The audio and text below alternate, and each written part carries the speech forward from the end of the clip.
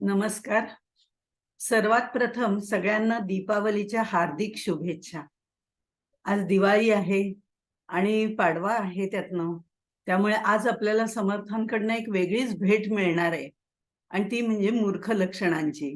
कारण आपण दशक 2 मूर्ख लक्षण हा त्यातला जो पहिला समास आहे तो आज आपण बघणार आहोत. गणेश शारदाश्चैव सद्गुरु सज्जनस्तथा आराध्य दैवतं गुह्यं सर्वमे रघुनंदना. गणेश शारदा सद्गुरु संत सज्जन कुळेश्वरू सर्व हि माझा रघुवीरू सद्गुरु रूपे. शुका सारिखे पूर्ण वैराग्य ज्याचे वशिष्ठा परी ज्ञान योगेश्वराचे. कवी वाल्मिका सारिखा मान्य ऐसा नमस्कार माझा सद्गुरु रामदासा. जय जय रघुवीर समर्थ. दासबोधाचा पहिला दशक आपण पूर्ण केला. हा पहिला दशक नित्याचा आहे असं आपण म्हटलं होतं. नित्य म्हणजे शाश्वत, नश्वर नाही ते, असतची असे असलं त्रिकाला बाधित जे आहे म्हणजे आत्मा आहे, परब्रह्म आहे, हे सगळं नित्य आहे. आणि हे नित्य काय काय आहे ते पहिल्या दशकामध्ये आपल्याला सांगितलेलं आहे. गणेश, शारदा, सद्गुरु, संत ही सगळं तत्वरूपाने अखंड अंतर्बाह्य सर्वांना व्यापून असलेली अशी ही तत्व आहेत. त्यामुळे ती सुद्धा सत्यच आहेत, ती सुद्धा त्रिकाला बाधित आहेत, चिरंतन आहेत. आता ज्याच्या सहाय्याने आपल्याला ध्यान धारणा करून उत्तम श्रोता व्हायचंय, श्रवण मनन चिंतन करायचंय, आचरण करण्याचा प्रयत्न करायचा आहे, हे जे सगळं ज्या सभेमध्ये आपण निर्माण करतो ती सभा सुद्धा नित्य आणि शाश्वतच आहे. कारण त्यात असणारे श्रोते आणि वक्ते हे परब्रह्म स्वरूप आहेत, नित्याचाच विचार करणारे आहेत, नित्याचाच विचार मांडणारे आहेत आणि सत्याचा अर्थ सांगणाऱ्या परमार्थाकडे नेणारे आहेत. हे जे द्रष्टा कवी आहेत त्यांना भगवंताचा स्पर्श झालेला आहे आणि ईश्वरी सृष्टीमध्ये आपल्याला घेऊन जायचं कार्य ते करत असतात. तिथेही ते आपल्या मनामध्ये नित्याचाच विचार निर्माण करून देतात. ज्ञानरूप गणेश आपल्यामध्ये आपल्याला प्रगट करता येतो आणि त्या चत्वार वाणींचा उपयोग आपल्याला परमार्थ मार्गासाठी करता येतो. ही चत्वार वाणींची देवता शारदा आहे. हे आनंद लहरी निर्माण करणारी सभा आहे आणि त्यातले जगदीश मूर्ती श्रोते आणि मार्गदर्शन करणारे संत सद्गुरु द्रष्टा कवी हे सर्व नित्य आहे. तत्वतः विचार केला तर हे सर्व नित्य आहेत, तत्वरूपाने निर्गुण असणारे, पण तरी सुद्धा ज्ञान आणि वाणी यांच्या रूपाने सगुण असणारे असं हे परब्रह्म आहे. म्हणून ते नित्यच आहे. हा नित्याचा दशक झाल्यानंतर समर्थ आपल्याला दुसरा जो दशक सांगतात तो अनित्याचा दशक सांगतात. कारण श्रवण ते साक्षात्कार हा प्रवास आपल्याला दासबोधामधनं कसा करायचा ते सांगितलंय आणि ते करताना आपल्यात काय सुधारणा करायला पाहिजे हेही सांगितलेलं आहे. कारण हे एका जन्मात साध्य होणारं नक्कीच नाही. आधी आपली पायाभूत सुधारणा व्हायला पाहिजे आणि ती परिपूर्ण होण्यासाठी हा नित्यानित्य विवेक त्यांनी आपल्याला सांगितलेला आहे. आता कसं असतं की आत्तापर्यंतची भावना जी आहे ती मी म्हणजे करता, मीच काय ते सगळं करणार आहे आणि मी आणि माझं असंच वाटत असतं. पण ज्या वेळेला त्रिविध तापाने पोळला जातो मनुष्य त्यावेळेला माझ्या हातात तर काहीच नाही, तेव्हा नक्की हे मी माझे आहे तरी काय? मग माझ्या हातात नाहीये, मग दुसऱ्या कुणाच्या हातात आहे? हे सगळं आपल्याला माहिती करून घेण्याची, जाणण्याची इच्छा निर्माण होते आणि मला नित्य काय ते समजून घेण्याची ओढ निर्माण होते. त्या नित्याचा परिचय संतांनी आपल्याला करून दिला आहे आणि त्याची जी ओढ आहे किंवा नित्याचा परिचय, नित्याची जाणीव ही समर्थांना म्हणा किंवा अन्य संतांना म्हणा जन्मापासूनच असते. आणि ही जाणीव त्यांना जन्मापासून असते, म्हणूनच ते जेव्हा चिंता करतात तेव्हा ती विश्वाची होते. आणि मी जेव्हा चिंता करते, ते तुम्ही आणि मी आपण चिंता करतो, ती माझी वैयक्तिक चिंता असते, ती संकुचित असते. या संकुचित माझ्या कुटुंबापुरती, माझ्यापुरती अशी चिंता असते. पण संत सज्जनांची चिंता ही विश्वाची असते, त्याला व्यापक दृष्टिकोन असतो. हे सगळं संतांचं मोठेपण लक्षात घेऊन त्यांची संगती धरावी असंही समर्थ आपल्याला सांगतात. अशा तऱ्हेने हा जो समास आपण पहिला बघितला तो नित्याचा समास बघितला. श्रवण ते साक्षात्कार या प्रबोधनामध्ये, या प्रवासामध्ये सुरुवातीला आपल्याला साधन चतुष्टय पूर्ण करावं लागतं. असे हा प्रवास मला करायचा आहे, माझी इच्छा खूप आहे, पण मी माझ्यात काही बदल करणार नाही, मी आहे ही अशीच आहे, असंच जर असेल आणि मी जर सोडणार नसेल तर त्याचा काहीच उपयोग नाही. म्हणून मी माझे हे सोडून देण्याकरता आपल्याला मुळामध्ये आपली काहीतरी पात्रता निर्माण करावी लागते, की ज्यामुळे आपल्याला या प्रवासाची गमूपंथा अनंत या राघवाच्या पंथावरून चालण्याची सुरुवात करता येते. आणि त्यासाठी साधन चतुष्टय हे आपल्या अंगी बाळगणं हे सगळ्यात महत्वाचं आहे. आणि ते साधन चतुष्टय त्यातली पहिली पायरी म्हणजे नित्यानित्य विवेक. त्यातली नित्य काय गोष्टी आहेत हे समर्थांनी आपल्याला सांगितलं. आणि त्यानंतर आता आपल्याला अनित्य काय हेही आपल्याला समजावून घ्यायला पाहिजे, त्याचाही विचार करायला पाहिजे. कारण नित्य काय समजलं, पण काही वेळेला नित्य अनित्यामध्ये इतकी बारीक लाईन असते की आपल्याला पटकन कळत नाही आणि आपल्याला वाटतं हे पण नित्यच आहे वाटतं. पण तसं नाही.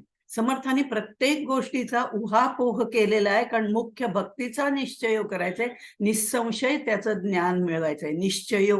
निश्चय करायचा म्हणजे निसंशय ज्ञान मिळवायचंय. आणि त्यासाठी त्यांनी हे साधन चतुष्टय आपल्याला सांगितलंय. आता हे साधन चतुष्टय सांगताना पहिला नित्याचा समास दशक आपण पाहिला आणि आता आपण अनित्याचा दशक पाहणार आहोत. ह्या अनित्याच्या दशकामध्ये सुरुवातच त्यांनी मूर्ख लक्षणापासून केलेली आहे. आणि दुसरं म्हणजे समारोप जो आहे तो मात्र पढत मूर्खाच्या लक्षणाने केलेला आहे. त्याचं कारण असं, मूर्ख परवडतो पण पढत मूर्ख परवडत नाही, बिलकुल परवडत नाही. मूर्ख लक्षणामध्ये समर्थांनी यादीच मांडली त्या मूर्ख लक्षणांची. आणि ती मांडताना सुद्धा ते काय म्हणतात, थोडी बहुत सांगितली, अगदी थोडीशीच सांगितली, फार काही नाही, अशी आणखीन अगणित आहेत. पण तुमच्या कळण्याकरता, आपल्या कळण्याकरता, आपल्याला मार्गदर्शन मिळण्याच्या दृष्टिकोनातनं, एक विचारांची दृष्टी देण्याच्या दृष्टिकोनातनं त्यांनी आपल्याला थोडीशीच सांगितलीत आणि ती त्यागार्थ सांगितलेली आहे. हा सगळ्या जो गोष्टी आहेत ह्या त्यांनी आपल्याला सांगितलेत, कारण आपल्याला नित्य अनित्य विवेक करता येणं आवश्यक आहे. साधन चतुष्टय जे परिपूर्ण करायचंय त्याच्यामधली पहिली पायरी ते आपल्याला सांगतायत. नंतरच्या दशकांमधनं पुढच्या पायऱ्या असं त्यांनी पहिल्यांदा साधन चतुष्टय आपल्याला सांगितलेलं आहे. म्हणजे आपली एकदा बैठक तयार झाली की मग आपल्याला विचारांची योग्य दिशा मिळते, म्हणून त्यांनी हे सांगितलेलं आहे. या दशकामधला जर आपण विचार केला तर पहिल्यांदा मूर्खाचं लक्षण सांगितलंय. आता मूर्खाची लक्षणं सांगितली, ती त्यागार्थ सांगितलेत. मग आता त्याग केल्यानंतर ती पोकळी भरून तर काढायला पाहिजे. मग तिथे काय ठेवायचं, तर ते ठेवण्यासाठी उत्तम गुण आत्मसात करावेत असं दुसऱ्या समासामध्ये सांगितलंय. तिसऱ्या समासामध्ये काही वेळेला कुविद्या म्हणजे काय हे आपल्याला कळत नाही, त्या कुविद्येची लक्षणं सांगितलेत आणि ती कुविद्येची लक्षणं सुद्धा आपल्याला टाळावीच लागतात. आणि ती टाळण्यासाठी, मूर्ख लक्षणं टाळण्यासाठी उत्तम गुणाचा भरणा करायला हवा, हे मान्य. पण कुविद्या लक्षणं टाळण्यासाठी मात्र आपल्याला कर्म, भक्ती, उपासना या सगळ्यातून आपल्याला जावं लागतं, म्हणजे कुविद्येचा नाश होतो. म्हणून तो पुढचा समास, चौथा समास विहित कर्मांचा आहे किंवा उपासना आणि भक्तीचा आहे. आणि त्यानंतर मग हे दुर्गुण आमच्यात निर्माण का होतात, आम्ही थोडेच ते केलेत. पण ते सत्व रज तमामुळे होतात. तो रजोगुण आपल्यातला, त्याची लक्षणं सांगितलेत. आणि नंतर तमोगुणी वृत्तीच्या माणसाची लक्षणं सांगून ती त्यागच करावा लागतो. पण काही तमोगुणी लक्षणं आपल्याला आवश्यक पण असतात. असं दोन्हीचा समन्वय त्यांनी साधलेला आहे. सगळाच त्याग करून चालत नाही तमोगुणाचा, ते आपण बघणार आहोत. पण काही आवश्यक असतात. आणि मग रजोगुण तर आपल्याला आवश्यकच आहे, तो तर महत्वाचा आहे, कारण त्याशिवाय आपण कार्य करूच शकणार नाही. पण सत्वगुणाचा मात्र आपण पुरवठा केला पाहिजे किंवा त्याचा पाठपुरावा केला पाहिजे. आणि हे सगळं झाल्यानंतर आपल्याला सद्विद्या म्हणजे काय हे लक्षात घेऊन आपलं आत्महित साध्य करायचंय. म्हणून 9व्या 8व्या ह्याच्यामध्ये सद्विद्येची लक्षणं सांगितली. कुविद्या कळली, पण आता सद्विद्या पण कळायला हवी, म्हणून त्याची लक्षणं सांगितलीत. आणि या सद्विद्येला जर वैराग्याची साथ असेल तर या सद्विद्येचं बळ वाढतं, ती प्रबळ होते. आणि त्या विरक्तीचं लक्षण त्यांनी नंतर पुढे केलेलं आहे. ह्या वैराग्याचं वरवर प्रदर्शन करून उपयोग नाही, ते वैराग्य अंतरात बाणवायला लागतं. खरं म्हणजे ही सगळी अंतर्मुख साधना इथपासून सुरू करण्यासाठी आधी अंतर्मुख साधनेची बैठक तयार करावी लागते. तो हा नित्य अनित्य विवेक, त्याचा हा समास, नित्य झालं आता अनित्याचा हा समास, त्याचं वर्णन दुसऱ्या दशकामध्ये केलेलं आहे. इथे समर्थांनी मूर्ख लक्षणाने सुरुवात केली असं मी म्हटलं, कारण मूर्ख परवडतो पण पडत मूर्ख परवडत नाही असाही मी उल्लेख केला. त्याचाही विचार आपण करणार आहोत. कारण इथे मूर्ख म्हणजे आपण ज्याला कमी बुद्धी आहे किंवा जो अल्पमती आहे अशांचा विचार केलेला नाहीये. मूर्ख म्हणजे मी म्हणजे देह या अज्ञानाच्या पातळीवरती मी माझं असं समजून स्वार्थीपणाने वागणारा जो आहे त्याला मूर्ख असं म्हटलेलं आहे. मी म्हणजे देह ही देहबुद्धी असणारा तो मूर्ख आहे, तो अज्ञानी आहे असं म्हटलेलं आहे. त्याचं कारण मी म्हणजे देह ही त्याची भावना दृढ आहे. आणि ही भावना दृढ असेपर्यंत आपल्याला ज्ञान प्राप्त होत नाही, कारण तिथे मी माझे हा अहंकार आपल्याला अडवत असतो. म्हणून ही मूर्खांची लक्षणं त्यांनी पहिल्यांदा सांगितलेत, कारण ही देहबुद्धी ते आत्मबुद्धी असा हा प्रवास आहे. हे वाक्य आपल्याला अगदी वाचून वाचून ऐकून ऐकून अगदी गुळगुळीत झालेलं आहे खरं म्हणजे. पण देहबुद्धी ते आत्मबुद्धी हा प्रवास अतिशय अवघड आहे. ही देहबुद्धी टाकण्यासाठी आधी साधन चतुष्टय करावं लागतं. ती साधन चतुष्टयाची बैठक करण्याकरता हा नित्यानित्य विचार आहे. आणि म्हणून हा जो अज्ञानी आहे तो आळशी आहे, विकारी आहे, अविचारी आहे, भोगी आहे, हीन लक्षणी आहे. अशा तऱ्हेने या मूर्खांचं लक्षण त्यांनी इथे वर्णन केलेलं आहे. आणि ह्या मूर्खाचं लक्षण वर्णन करताना आपण जर तिसऱ्या ओवीमध्ये बघितलं, दुसरा समास, दुसरा दशक पहिला समास, त्यातली तिसरी ओवी आपण हा पहिलाच समास यातला बघतोय. आणि त्याच्यामध्ये ते असं म्हणतात, वंदुनी सद्गुरु चरण, करुणी रघुनाथ स्मरण, त्यागार्थ मूर्ख लक्षण, बोलिजेल श्रीराम. आता खरं म्हणजे धन्य धन्य हा नरदेहो असं आधी म्हणले होते समर्थांनी मागच्या समासामध्ये 10वा, पहिल्यातला 10वा, त्याच्यात ते म्हणाले होते धन्य धन्य हा नरदेव, पहा तुम्हाला केवढा छान नरदेह मिळालेला आहे. आणि त्याचं वर्णन त्यांनी केलं होतं. आणि हा नरदेह कसा जपला पाहिजे, कारण तोच आपल्याला या साधन मार्गावरनं नेणार आहे, हे सगळं सांगितलेलं होतं. आणि असा हा नरदेह जर धन्य धन्य असेल तर हे सगळं सांगून झाल्यानंतर ते आपल्याला लगेच पहिल्याच ह्याच्यात मूर्ख लक्षणं सांगतात. एवढे का आम्ही मूर्ख आहोत? खरं म्हणजे आम्ही मूर्ख नाहीच आहोत, आम्ही शहाणेच आहोत. ही आमची भावना पक्की आहे आणि दृढ आहे. म्हणून समर्थ सांगताना असं म्हणतच नाहीये त्यागार्थ मूर्ख लक्षणं सांगितलीत. ही मूर्खांची लक्षणं आहेत, तुमची माझी लक्षणं आहेत असं त्यांनी कुठेही म्हटलेलं नाही. असं असं करणारा तो एक मूर्ख, अमुक अमुक वागणारा तो एक मूर्ख, असं असं सामाजिक दृष्टिकोनातून विचार करणारा तो एक मूर्ख, तो मूर्ख आहे हो, तुम्ही आम्ही नाही, मी तर मुळीच नाही, अशी ही आपली पक्की धारणा असते. आणि पण समर्थ जेव्हा धन्य धन्य हा नरदेह म्हणतात त्यावेळेला हा नरदेह अत्यंत दुर्लभ आहे. हे मानवी शरीर जे आपल्याला प्राप्त झालेलं आहे ते दुर्लभ आहे, हे आधी लक्षात यावं लागतं. ही मानवी वृत्ती कशी आहे, त्यातनं हे जे पाप पुण्य समान झाल्यानंतर हा आपल्याला नरदेह मिळतो. आणि आपलं माणसाचं कसं असतं माहितीये का, एकदा हातातनं निसटून गेलं की मग त्याची किंमत कळते.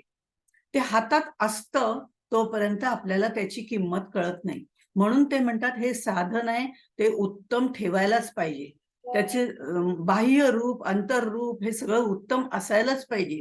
हे ते काळजीपूर्वक आपल्याला सांगतात. आणि नंतर हे जे शरीर आहे ते दुर्लभ आहे, पण त्याचा जर योग्य उपयोग केला नाही आणि मी माझे मध्ये गुंतून गेलो तर हे शरीर वाया जातं. हे सांगण्याकरता धन्य धन्य हा नरदेव म्हटल्यानंतर लगेचच त्यांनी मूर्ख लक्षणं आपल्याला सांगितलेली आहेत. आणि ह्या मूर्ख लक्षणांचं सांगून त्यांनी असं सुचवलेलं आहे की ही त्यागार्थक आहे. आणि म्हणून आता हे शरीर प्राप्त झालेलं आहे, ते हातातून निसटून गेल्यानंतर त्याचा उपयोग नाही. म्हणून हे हातात असेपर्यंतच याचं महत्व जर आपल्याला कळलं, हे मूर्ख लक्षणं काय आहेत ही जर आपल्याला कळली, तर ते आपण त्याग करू शकतो. आणि ते आपल्याला शक्य आहे, मानव देहातच शक्य आहे, कारण मनुष्याला बुद्धीचं आणि हास्याचं वरदान प्राप्त झालेलं आहे. हा सारासार विचार करण्याची, हा नित्यानित्य विवेक करण्याची, ही बुद्धीची प्रगल्भता फक्त माणसातच आहे. म्हणून या संधीचा फायदा न उठवणारे तो एक मूर्ख, असं त्यांनी इथे आपल्याला सांगितलंय. म्हणून हा मूर्ख लक्षणामध्ये त्यांनी अनेक मूर्खांची लक्षणं सांगितलेली आहेत. पण तो मूर्खपणा करून सुद्धा, तो मूर्खपणा माझ्यामध्ये आहे आणि तो मी मूर्ख आहे हे कळून घेण्याची आमची तयारी नसते. कारण हा समास वाचताना सुद्धा आपण जर सुरुवातीला ज्या वेळेला दासबोध वाचतो, मी माझं उदाहरण सांगते की मी जेव्हा अगदी सुरुवातीला नवीन दासबोध वाचला तेव्हा इतका एन्जॉय केलाय हा समास मूर्ख लक्षणांचा. पण कशा दृष्टिकोनातनं? तर मी असं म्हटलं, काय लोक मूर्ख असतात नाही का, कसं त्यांना एवढं कळत नाही, असं मला वाटत होतं. काय मूर्ख असतात लोक, म्हणजे मी नाही, मी शहाणीच असते आणि ही सगळी दुसऱ्यांची लक्षणं आहेत, माझी लक्षणं अजिबात नाहीत, असंच मला ठामपणे त्यावेळेला वाटत होतं. आणि इथेच नेमकी मी गल्लत करत होते. पण जसजसं आपण ह्याच्या सखोल जायला सुरुवात करतो, या दासबोधाच्या अंतरंगात शिरायला सुरुवात करतो, त्यावेळेला काय मूर्ख आहेत ना लोक, असं म्हणायचं हळूहळू मी टाळायला सुरुवात करते. एकदा वाचला, दोनदा वाचला, 5 वेळा वाचला, 10 वेळा वाचला, तोपर्यंत मला वाटतं लोकच मूर्ख आहेत. पण नंतर जेव्हा वाचते, हळूहळू वाचायला सुरुवात करते, तेव्हा माझ्या लक्षात येतं, लोक नाही, पण ह्यातली काही माझ्यात आहेत. काही, सगळी नाहीत. हा दासबोधाचा अभ्यास करावा तेवढं ह्या समासाचं वैशिष्ट्य लक्षात येतं. म्हणून मी सुरुवातीला म्हटले, आज समर्थांनी आपल्याला एक उत्तम गिफ्ट दिलेली आहे, तो म्हणजे मूर्ख लक्षणाचा समास. आणि ही दिवाळीच्या मुहूर्तावर दिलेली आहे, कारण अज्ञानाचा दिवा आपण इथे बंद करायचा आहे, तो विझवून टाकायचा आहे. तो आम्ही खरा दिवा नाहीच आहे हो, पण आम्हाला वाटतं मी म्हणजे देह, मी म्हणजे बुद्धी, मी माझं, हे सगळं लावणारा जो दिवा आहे ना, तो अज्ञानाचा दिवा आहे. तो दिवा नाहीच आहे. पण आपल्याला या अज्ञानाचा दूर करून ज्ञानाचा दिवा या दिवाळीच्या मुहूर्तावर लावण्यासाठी समर्थांनी आपल्याला मूर्ख लक्षणं सांगितलेली आहेत. फक्त तिथे आपली भूमिका, आपला दृष्टिकोन बदलावा लागतो. म्हणून आदरणीय बेलसरे असं म्हणतात की ज्यांना साधक व्हायचंय, ज्यांना साधक व्हायचंय त्यांनी मूर्ख लक्षणाचा समास रोज वाचावा. म्हणजे लक्षात येतं की आपल्यात काय दोष आहेत आणि आपल्यातले दोष समर्थांनी अत्यंत खुबीने सांगितलेले आहेत. त्यांनी कुठेही आपल्याला दोष दिलेला नाही. ही तुझी लक्षणं सांगतोय बाबा, असंही ते आपल्याला म्हणाले नाहीत. तो एक मूर्ख. आता तुझा तू विचार कर, कारण विचार आणि विवेक करण्याची बुद्धी आपल्याला दिलेली आहे, ती मानवी देहातच दिलेली आहे. आणि नंतर हळूहळू वाटायला लागतं की ही सगळी माझीच लक्षणं आहेत. आता ही माझीच लक्षणं आहेत हे जाणवू लागतं, ही परमार्थाची पहिली पायरी आहे. आपल्यातले दोष आपल्याला कळणं ही परमार्थाची पहिली पायरी आहे आणि ते मान्य करणं आणि त्यात सुधारणा करणं ही दुसरी पायरी आहे. ही सुधारणा तर आम्ही करायच्या फंदातच पडत नाही. आधी आम्ही मान्यच करत नाही आणि मान्य करण्याऐवजी काही वेळेला माझ्या हातनं चूक झाली हे कळतं मला, पण तरी सुद्धा मी त्याचं क्लॅरिफिकेशन द्यायला सुरुवात करते, स्पष्टीकरण द्यायला सुरुवात करते आणि मीच कसं बरोबर आणि दुसरे कसे दोषी होते त्यामुळे माझ्या हातनं हे असं घडलं असं मी सांगायला सुरुवात करते आणि मीच बरोबर हेही मी सांगते. इथेच आपला अहंकार निर्माण होतो आणि हा अहंकार हे परमार्थातला पहिला अडसर आहे असं आपण नेहमी ऐकतो. त्यामुळे ही मूर्ख लक्षणं आहेत की ऐकताना, ती वाचताना आपण आपला विचार करायचा आहे, बाकीच्यांचा विचार करायचा नाही. उलट मनामध्ये असं ठेवायचं बाकीचे सगळे शहाणे आहेत, मीच मूर्ख आहे. तो एक मूर्ख नाही, मी एक मूर्ख असं म्हणून ते जर समास वाचला तर आपल्या लक्षात येतं की आपल्यामध्ये यातले कितीतरी दोष आहेत आणि ते दोष सुधारण्यासाठी हा मूर्ख लक्षणाचा म्हणजे मूर्ख लक्षणं त्यागार्थ त्यांनी म्हटलेत, ती याच्यासाठी म्हटलेली आहेत. अशा तऱ्हेने हा विचार करायचाय, हे आत्मचिंतन करायचंय. इथे दुसऱ्याला दोष देण्याचं काहीही कारण नाही आणि म्हणून समर्थ म्हणतात तिसऱ्या ओळीमध्ये वंदुनी सद्गुरु चरण या सर्व लोकांना या अनित्य जो संसार आहे त्यालाच खरा मानणारा असाच हा जो काही मूर्खपणाची लक्षणं आहेत ती माझ्यात नाही असं म्हणणारा हा जो देहबुद्धीचा अज्ञानी आहे त्याच्यावर देवानी कृपादृष्टी करावी म्हणून त्यांनी समर्थांनी सद्गुरु चरण वंदन केलेले आहेत, रघुनाथाचं स्मरण केलेलं आहे.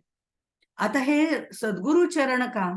कारण श्रवण ते साक्षात्कार याच्यामधल्या काही पायऱ्या चढल्यानंतर आपलं साधन चतुष्टय पूर्ण झाल्यानंतर सद्गुरूच आपल्याला या प्रवासावरनं पुढे नेत असतात आणि त्यांचा हात धरल्याशिवाय आपल्याला हा प्रवास करता येत नाही आणि मग साक्षात्कारापर्यंत ते आपल्याला नेतात. म्हणून बंधुनी सद्गुरु चरण असं करुणी रघुनाथ स्मरण त्यागार्थ मूर्ख लक्षण बोली जेल अशा तऱ्हेने हे त्यांनी सांगितले. मी जे म्हटलं की ही माझी लक्षणं नाहीच आहेत असं जे मला वाटतं त्यावेळेला समर्थ लगेच आपल्याला 7व्या ओवीमध्ये जाग करतात. जे प्रापंचिक जन जयासी नाही आत्मज्ञान ते केवळ अज्ञान त्यांची लक्षणे श्रीराम. ही तुमची लक्षणं नाहीत, माझी लक्षणं नाहीत, कुणाची आहेत? जे प्रापंचिक जन. आता इथे पहिलाच प्रश्न आला ना की आपण सर्वजण प्रपंचात अडकलेले आहोतच. आपण सर्वजण मी सुद्धा प्रपंचात आसक्तीने गुंतलेली आहेच. मी म्हणजे देह ही दृढ भावना केली, माझा संसार, माझं घर, माझं दार, माझी मुलं, माझी बायको, माझा पती या सगळ्या ह्याच्यामध्ये मी माझे या वर्तुळामध्येच मी गुंतलेली आहे आणि या मी माझेच हे त्रिज्या जी आहे ही मी एवढी वाढवलेली आहे आणि ती मी जेवढी वाढवीन तेवढं माझं वर्तुळ वाढत जातं आणि ते माझं अज्ञानाचं वर्तुळ आहे हे कळण्यासाठी ते म्हणतात जे प्रापंचिक जन. आता हे प्रापंचिक आम्ही सुद्धा आहोतच, पण म्हणून प्रपंच करू नका असं त्यांनी सांगितलेलं नाही. प्रपंच आणि परमार्थाची योग्य सांगड घालून त्यांनी आपल्याला या वाटेवरनं नेलेले आहे. कारण संन्यासी खूप कमी असतात पण प्रापंचिक 90% असतात, तेव्हा 10% संन्यासी असतात. पण संन्यासी निर्माण होण्याकरता उत्तम प्रापंचिक असणंही गरजेचं आहे. म्हणून प्रपंच हा परमार्थाच्या अधिष्ठानावरती करणं गरजेचं आहे. तो शिकवण्यासाठी त्यांनी ही ओळ घातलेली आहे. जे प्रापंचिक जन जयासी नाही आत्मज्ञान ते केवळ अज्ञान त्यांची लक्षणे असं त्यांनी म्हटलंय. इथे ही देह म्हणजे मी ही दृढ भावना, मी माझे ही दृढ भावना धरणारे ते अज्ञानी आहेत, ते मूर्ख आहेत, त्यांची लक्षणं ही आहेत. आणि यामध्ये हे सगळं सांगताना समर्थ असं म्हणतात जीवनामध्ये जर स्वहित करायचं असेल, आपलं हित साधायचं असेल, स्वहित म्हणजे अंतिम गंतव्य स्थान प्राप्त करणं हे आपल्या देहाचं, हे आपल्या जीवनाचं अंतिम उद्दिष्ट आहे. म्हणजे तद्धाम परमम मम जे म्हटलं जातं त्यापर्यंत जाणं हे आपलं स्वहित आहे आणि ते जर स्वहित आपल्याला करायचं असेल, ते जर साधायचं असेल तर परमार्थाची आवश्यकता आहे. हे परमार्थाची आवश्यकता आहे, तशी आत्मज्ञान मिळवण्याची आवश्यकता आहे. पण प्रपंचात राहणारा ते स्वहित साधू शकत नाही. म्हणजे त्यांनी प्रपंच सोडून द्यायचा का? तर नाही. प्रपंच करता करता त्याला परमार्थ साधता येतो, कारण परमार्थाच्या उलट प्रपंच आहे. तो त्या प्रपंचात रमतो आणि ते साध्य करण्यासाठी त्याला जे आत्मज्ञान लागतं, त्याच्याऐवजी तो या देहबुद्धीमुळे या अज्ञानाचं अवगुंठन करून किंवा अज्ञानाचं पांघरून घालून आपल्या स्वार्थामध्ये रमतो. हे चुकीचं आहे. यातनं हे अवगुंठन दूर करायचंय. म्हणून ही मूर्खाची लक्षणं सांगितलीत. परमार्थाच्या दिशेने वाटचाल करायची म्हणून ही मूर्ख लक्षणं सांगितलेली आहेत. आपण मूर्ख लक्षणांचा जर समाज बघितला तर बरीच त्याच्यामध्ये सांगितलेली आहेत. त्यामुळे जवळजवळ 78 वगैरे ओव्या त्याच्यामध्ये आहेत. पण एवढ्या प्रत्येकाचे आपण नुसतं वाचलं तरी आपल्याला कळतं की कोणाला मूर्ख म्हटलंय. पण प्रत्येकामागची ते गांभीर्य काय आहे, अशा तऱ्हेने आपण फक्त यातल्या निवडक ओव्या बघणार आहोत. पण समर्थांचं त्यामागची भूमिका काय आहे, समर्थांना आपल्याला काय सांगायचंय, आपल्याला प्रपंच सोडायला त्यांनी सांगितलेलं नाही. तो करणं आपलं विहित कर्म आहे, ते करायलाच पाहिजे. पण तो कसा करायचा आहे, त्यासाठी मूर्ख लक्षणं कशी सोडायची आणि ती आपल्यात कशी आहेत, याचा त्यांची जी भूमिका आहे ती आपण इथे बघणार आहोत. आणि ती भूमिका आपण इथे बघितल्यानंतर आपण जर प्रत्येक ओळ वाचत गेलं तर आपल्या लक्षात येतं की ही सगळी लक्षणं माझ्यातच आहेत आणि ती माझीच लक्षणं समर्थांनी याच्यात मूर्ख लक्षणं म्हणून सांगितलेली आहेत. म्हणजे तो मीच मूर्ख आहे, दुसरं कोणी नाही, हे त्यांनी आपल्याला इनडायरेक्टली सांगितलेलं आहे. म्हणून हे आपल्याला जाणणं अतिशय आवश्यक आहे. आणि इथे आपण म्हणतो ना की ही मूर्ख लक्षणं आपल्याला आधी कळणं ही आपली पहिली पायरी आहे. ही अनित्य आहे. का अनित्य म्हटलेलं आहे? कारण ही आपल्याला आपल्यातनं घालवून देता येतात. ते सहज साध्य नाही, पण कष्ट साध्य नक्की आहे. त्यामुळे ही मूर्ख लक्षणं आपण सोडून देऊ शकतो आणि उत्तम गुणांची साठवणूक करू शकतो. कारण हे आपण मान्य करतो तेव्हाच आपल्यात बदल करू शकतो. आणि ही सुधारणा मान्य करण्याऐवजी स्पष्टीकरण दिलं तर आपण पुन्हा मूर्खच ठरतो. आणि म्हणून इथे त्यांनी असं सांगितलेलं आहे की ही सर्व लक्षणं आपण त्यागात घेतलेली आहेत. आणि मग त्यांनी जी काही लक्षणं आपल्याला सांगितलेली आहेत त्याचा जर उहापोह आपण करायचा ठरवला तर आपल्या लक्षात येतं की आता आपण ही जी लक्षणं जी आहेत ना त्याचे सुद्धा 3 विभाग केलेले आहेत त्यांनी. एक त्यांनी वैयक्तिक लक्षणं सांगितली, म्हणजे आपल्यापुरती, मग तेवढी तरी आपल्याला सुधारणा करता नक्कीच येईल. नंतर जी सांगितली ती सामाजिक सांगितलेली.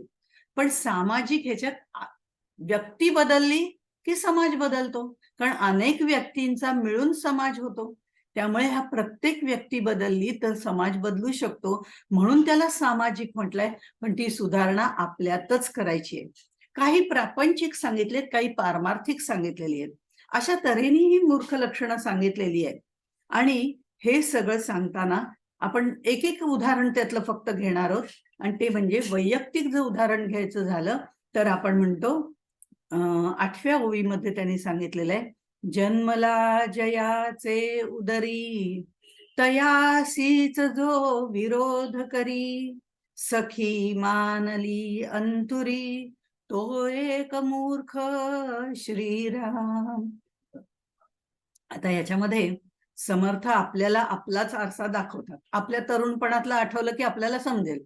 आपण पुढच्यांचा नाही विचार करायचा, आपण आपला विचार करायचा आहे. कारण आपल्यात सुधारणा करायची. आपल्याला नेहमी दुसऱ्यात सुधारणा करायला आवडते. आपण दुसऱ्याला सांगायला जातो की असं करावं, तसं करावं, असं वागावं, तसं वागावं. दुसऱ्याला सुधारणा सांगून उपयोग होत नाही.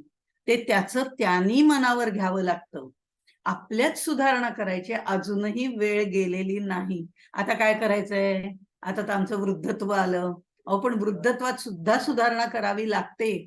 मग तारुण्यात तर करायला हवीच. म्हणून दासबोध हा तरुणपणात वाचण्याचा ग्रंथ आहे. वैराग्य ते सुंदर धारण करावे, म्हणजे तरुणपणी धारण करता यावं, म्हणून हा दासबोध आहे. म्हणून सुरुवातीला दासबोध वाचायचा असतो.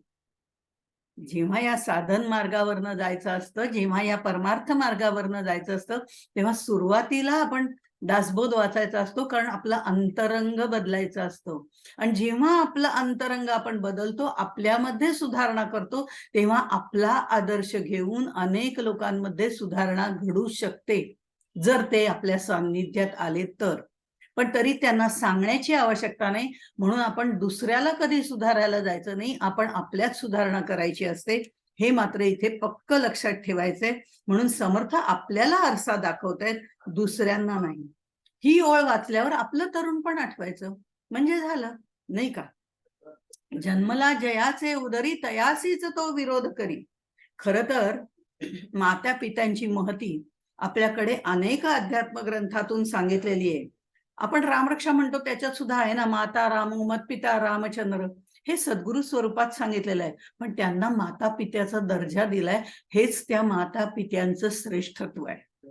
इतकंच नाही, आपण जर बघितलं तर मातृदेवो भव पितृदेवो भव असंही म्हटलेलं आहे. त्यांना देवाचं स्थान दिलेलं आहे. आईसारखे दैवत साऱ्या जगतामध्ये नाही, असंही आपल्याला काही काही काव्यांमधनं ऐकायला मिळतं. मग हे सगळ्या जे गोष्टी आहेत, ही आपली संस्कृती आहे. मातृदेवो भव पितृदेवो भव ही आपली संस्कृती आहे. पण हळूहळू ती विकृतीमध्ये बदलत चालली. त्यांचा मान तर ठेवणं दूरच राहिलं, पण त्यांचा अपमान केला जातो. असा जो करणारा आहे, जन्मला जयाचे उदरी तयासीच जो विरोध करी. विरोध करू नये असं नाहीये, कारण जसजसा काळ बदलतो तसतसा काही गोष्टी बदलतात, ज्यामध्ये बदलणं आपल्याला गरजेचं आहे. ते जर मुलांनी सांगितलं, त्यांची मतं मांडणं हा त्यांचा हक्क आहे. आपली मतं मांडणं हा आपलाही हक्क आहे. तसं त्यांची मतं मांडणं हा त्यांचा हक्क आहे. पण ती योग्य का अयोग्य आहेत याचा विचार त्यांच्या पुढे मांडणं हेही तितकंच महत्वाचं आहे. त्यामुळे तयासी जो विरोध करी याचा अर्थ सदैव विरोध करणारा असं नाही. मत मांडणं वेगळं आणि विरोध करणं वेगळं, त्यांचा अपमान करणं वेगळं. आणि म्हणून त्याला एक मूर्ख, जन्मला जयाचे उदरी तयासी जो विरोध करी तो एक मूर्ख, असं त्यांनी म्हटलेलं आहे. आणि हे म्हणताना समर्थ जे म्हणतायत की हा इथे आत्मपरीक्षण आहे बघा. आई बाप जिवंत असतानाच त्यांची सेवा करा, असं कबीरांनी सुद्धा सांगितलंय. मेल्यावरती त्यांचं श्राद्ध घालताना हजारो माणसं घातली जेवायला, त्याचा काही उपयोग नाही. ते जिवंत असताना त्यांची सेवा करा, त्यांचा आदर करा. तो जर मुलांनी केला तर नातवंड करतात, हे त्यांच्या वागण्यातनं पलीकडे जातं. ही संस्कृती जी आहे ती माणसांनी आपल्यामध्ये मुरवली तर पुढे जातो. बरं, नुसता नमस्कार करण्यामध्ये कुणाचंच काही जात नाही. नमस्कार फुकाचा म्हटलेला आहे, पण त्याच्यामुळे मिळणारे आशीर्वाद लाख मोलाचे असतात, हे आपल्याला मुलांना समजावायला सांगा. कारण आई वडील मुलांचं कधीही वाईट चिंततच नाही, ही त्यांची धारणाच आहे. हे आई वडील झाल्यावरच आपल्याला कळतं, तोपर्यंत कळत नाही ना. म्हणून हे त्यांनी सांगितलंय, जन्मला जयाचे उदरी तयासी जो विरोध करी तो एक मूर्ख. आता इथे पुढची जी ओवी आहे, हा सुज्ञपणाने विचार करण्यासारखा विचार आहे. त्यामुळे इथे त्याचा विचार आपण करायचा. पण ज्या वेळेला कामातूर होऊन, त्या पत्नीच्या अधीन होऊन, ती जे सांगेल त्याचा विवेकाने विचार न करता जो या सगळ्याच्या विरुद्ध जातो, आणि सखी मानली अंतुरी तो एक मूर्ख असं म्हटलंय, याचा अर्थ पत्नीला योग्य तो मान द्यायलाच हवा. हे तितकंच खरं आहे. पण तरी सुद्धा हाही सारासार विवेक करता यायला पाहिजे की ती जे म्हणते ते योग्य आहे का अयोग्य आहे.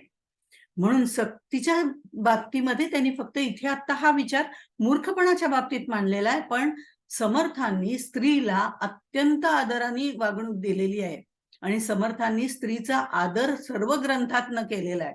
त्यामुळे त्यांनी इथे सखी मानली अंतुरी असं म्हटलेलं आहे.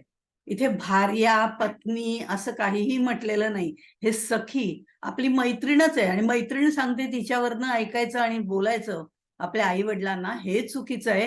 हे सखी म्हटलेलं आहे, भार्या पत्नी वगैरे म्हटलेलं नाही. आपल्याकडे मराठी भाषेमध्ये बायको या शब्दाकरता अर्धांगी, भार्या, दारा, पत्नी अनेक शब्द आहेत, विपुल शब्द आहेत. पण या प्रत्येक शब्दामध्ये एक छटा आहे, वेगवेगळी छटा आहे. जेव्हा तिला भार्या म्हटलं जातं त्यावेळी कार्येषु मंत्री करणेषु दासी भोज्येषु माता हा श्लोक आठवायचा. तेव्हा ती त्याची भार्या असते, अर्धांगिनी असते. म्हणजे त्याच्या पावलाबरोबर जी 7 पावलं चाललेली असते ती त्याच्याच बरोबर, त्याच्याच संसाराबरोबर त्याच्यातलं सर्व प्रभुत्व घेऊन योग्य विचार करून चालणारी अशी ती असते. कार्येषु मंत्री करणेषु दासी भोज्येषु माता वगैरे जे म्हटलेलं आहे, शयनेषु रंभा. या सगळी कर्तव्य पार पाडणारी जी असते ती भार्या असते. ती पतीच्या बरोबरीने अर्धांगी स्वरूपामध्ये असते, शिवशक्ती स्वरूपात असते, तिला म्हटलेलं आहे. आणि दारा, दारा जिला म्हटले ती फूट पाडणारी असते ती दारा. त्यामुळे हा शब्द फारसा आपल्या ह्याच्यात वापरला जात नाही, कारण तिने तसं करू नये हे अलिखित आहे. 2 कुळांना जोडणारी आणि ती दोन्ही कुळं अतिशय उत्तम तऱ्हेने उन्नत करणारी अशी जी असते ती पत्नी असते. तिचं पतन कधीच होत नाही, ती पतीच्या बरोबर राहणारी असते आणि सासर आणि माहेर यांना जोडणारी असते, दोन्ही कुलाचा उद्धार करणारी असते. अशा तऱ्हेने या वेगवेगळ्या छटा त्याच्यामध्ये आहेत. त्यामुळे इथे त्यांनी सखी म्हटलंय. या कुठल्याही शब्दाचा वेगळा अर्थ आहे. सखी म्हणजे त्याच्याबरोबरची, त्याच्याबरोबर रत होणारी, त्याच्याबरोबर कामनेनी परिपूर्ण असणारी अशी जी आहे ती सखी मानली अंतुरी असं त्यांनी म्हटलंय. तो एक मूर्ख. भार्या मानली अंतरी, तो एक मूर्ख असं म्हटलेलं नाही. हा इथला फरक आहे. असे बारीक बारीक शब्दातले फरक लक्षात घेऊन हा समास वाचला पाहिजे, म्हणजे आपल्या लक्षात येतं. ही ही मूर्ख लक्षणं लिहिलेली असली तरी आपण सुद्धा संत वचन जी आहेत त्याचा योग्य विचार करायला पाहिजे. संत वचनांचा साबण आपण लावायला पाहिजे. आज अभ्यंग स्नान वगैरे पण आपण दिवाळीमध्ये करतो, तर त्या दृष्टिकोनातून विचार केला तर आपल्याला सुद्धा नीट नेटके राहावंच लागतं. दिवाळी आहे म्हटल्यानंतर तो आनंद उपभोगायचा असेल तर बाह्यकार सुद्धा सुधारला पाहिजे आणि अंतरंग सुद्धा सुधारलं पाहिजे. पण इथे त्यासाठी संत वचनांचा साबण लावायचा आहे आणि आपला चेहरा उजळून टाकायचा आहे. त्यानंतर सुज्ञपणाचा, विवेक विचाराचं क्रीम त्याच्यावर लावायचं. हल्ली क्रीम लावतात ना, ते सुज्ञपणाचं, विवेक विचारांचं क्रीम लावायचंय आणि मग शहाणपणाची पावडर त्याच्यावर लावून मग आपलं जीवन जे आहे ते तेजस्वी चेहऱ्याने जगायचं आहे. म्हणून ही मूर्ख लक्षणं त्यागार्थ सांगितलेली आहेत. व्यक्तिमत्व तेजस्वी करणं यासाठी याचा विचार करणं गरजेचं आहे. आणि म्हणून मूर्ख परवडतो पण पडत मूर्ख परवडत नाही असं जे म्हटलंय ते यासाठी म्हटलेलं आहे ते यासाठी म्हटलेलं आहे कारण मूर्ख जो आहे ना तो निदान म्हणतो तरी हो बाबा हे माझ्यामध्ये खरंच मूर्खपणा आहे आणि तो कबूल करतो. पण पडत मूर्ख तो कबूलही करत नाही, उलट त्याला जे येत असतं त्याचा वेगळाच तो उपयोग करतो आणि तो दुसऱ्याला सहकार्य करत नाही, तो दुसऱ्यावर उपकार करत नाही, उलट दुसऱ्याला पीडा करणं त्याला आवडतं. अशा तऱ्हेने मूर्खाला समजावता येतं की असं करू नको बाबा, पण पडत मूर्खावला समजावता येत नाही कारण तो ज्ञानी असतो पण त्याची बुद्धी भलतीकडे जात असते. तोही खरं म्हणजे जास्त मूर्ख असतो, ज्याला आपण दीड शहाणा असं म्हणतो. विद्या विवादाय धनम मदाय शक्ती परेशान परपीडनाय अशा तऱ्हेने त्याची वागणूक असते. म्हणून इथे त्यांनी त्या पद्धतीने हा विचार केलेला आहे. इथे करताना हे त्यांनी वैयक्तिक स्वरूपामध्ये आपण बघितलं, अशी वैयक्तिक अनेक गोष्टी त्यांनी आपल्याला इथे सांगितलेल्या आहेत ज्या आपल्यामध्ये सुधारणा करायच्या आणि आपल्यात सुधारणा करण्यासाठी आपल्याला दुसऱ्याची गरज नसते. आपल्यातली सुधारणा आपणच आपली करायची असते, त्याच्यासाठी दुसऱ्याची गरज नसते. पण ती सुधारणा करण्याचं मनोधारिष्ठ आपल्यामध्ये असावं लागतं, मनाचं पकड त्याच्यावरती असावी लागते. म्हणून शमदम वगैरे सांगितलेलं आहे. आणि या ह्याच्यामध्ये वैयक्तिक अशी अनेक सुधारणा आपल्यामध्ये आपल्याला करता येतात. म्हणून तो एक मूर्ख न होता आपण तो मूर्ख कसे आहोत हे विचार करून आपल्यात सुधारणा करायची आहे. नंतर जे बघितलं तर आपल्याला सामाजिक दृष्टिकोनातनं त्यांनी सांगितलेलं आहे, कारण मनुष्य हा समाजप्रिय माणूस आहे. त्याला समाजात राहायला आवडतं, एकट्याला राहायला आवडत नाही, कारण तो प्रापंचिक असला तर त्याला समाजात राहणं आवश्यक पण आहे, ते गरजेचं पण आहे. आणि तो समाजामध्ये जर राहणार असेल तर तो समाजात राहून आपली सुखदुःख एकमेकांना सांगतो, शेअर करतो, त्यातनं बाहेर पडण्याचं काम करतो. संत भेटले तर त्याला चांगल्या मार्गावर नेतात आणि पडत मूर्ख भेटले तर त्याच्यामध्ये आणखीन दुविधा निर्माण करतात. म्हणून समर्थ असं म्हणतात की हे ताणतणाव कमी करण्यासाठी त्याला समाजामध्ये राहावं लागतं. हा त्याचा स्वभाव आहे, तो उपजत भाव आहे, त्यात काही गैर मुळीच नाही. आणि ते करताना त्यांनी इथे म्हटलेलं आहे 12व्या ओळीमध्ये, तो आपण घेऊया.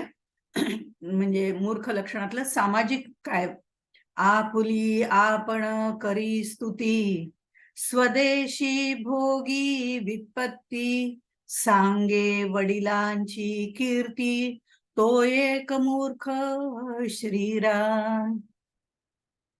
आपली आपण करी स्तुती, तो एक मूर्ख. हे म्हटलं तर वैयक्तिक आहेच, पण स्वदेशी भोगी विपत्ती आणि सांगे वडिलांची कीर्ती हे सामाजिक झालं.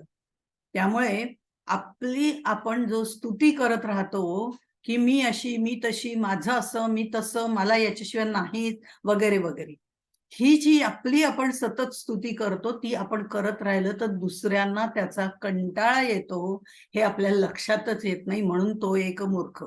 बरं, आपलीच आपण स्तुती करतो, त्या आत्मस्तुतीला महाभारतामध्ये आत्महत्यारा म्हटलेलं आहे. ती आत्महत्याच आपण करतो, कारण आपल्या स्तुतीमुळे आपणच आपली केलेली जी स्तुती असते त्यामुळे आपला अहंकार वाढायला खतपाणी मिळतं. अहम, अहंता, अहंकार आणि दर्प असे 4 गोष्टी आहेत.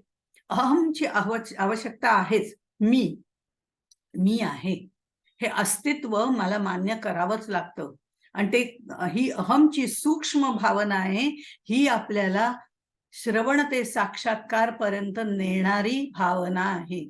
तर ती जरूर असावी लागते. ती सूक्ष्म भावना म्हणते मी, पण अहमची अहंता होते. अहंता होते म्हणजे मी अशी आहे, माझं असं आहे, मी आणि माझे, हे जेव्हा जेव्हा आपल्या वाक्याला लागतं तिथे की मी असं केलं, मी तसं केलं, माझं असं आहे, मी आहे म्हणून हा संसार आहे, मी नसते तर कोणी यांच्याबरोबर संसार केला असता, वगैरे वगैरे, हे जे सगळं आहे ना, ती अहमची भावना जरुरी असली तरी अहमता जरूर नाही. अहंता त्याला म्हणतात. मी माझं जिथे जिथे वाक्यात येतं ती अहंता आहे. ती जर आपण टाळून बोलायचं ठरवलं तर आपण बोलूच शकत नाही. हा आपला मूर्खपणा आहे. कारण अहम शिवाय मी बोलूच शकत नाही ना, कारण मला माझी स्तुती करायची आवड आहे आणि मला माझी स्तुती आवडते. दुसऱ्यांनी करणं वेगळं आणि आपण आपली स्तुती करणं वेगळं, हा महत्वाचा फरक आहे. म्हणून आपली आपण स्तुती करतो तो आत्महत्या करत असतो, कारण तो उद्दिष्टापासून दूर जातो. हे मी माझं जिथे येतं तिथे अहंता येते, ती आधी पहिली दूर करायला पाहिजे, त्याची आवश्यकता नाही. आणि ही जर वाढत गेली, ही त्रिज्या मी जी म्हटलं ना, अहम, अहंता, अहंकार, दर्प अशी ती वाढतच जाते. ही अहंता नंतर आणखीनच मी माझं वाढत जातं आणि माझ्यामध्ये असा काही अहंकार निर्माण होतो की माझ्यासारखी मीच, दुसरं कोणीही नाही. माझ्यासारखी मी आहे, मलाच हे जमतं, दुसऱ्या कोणालाही जमत नाही, इथे दुसऱ्यांना जमत नाही, हे वाटणं हा अहंकार आहे.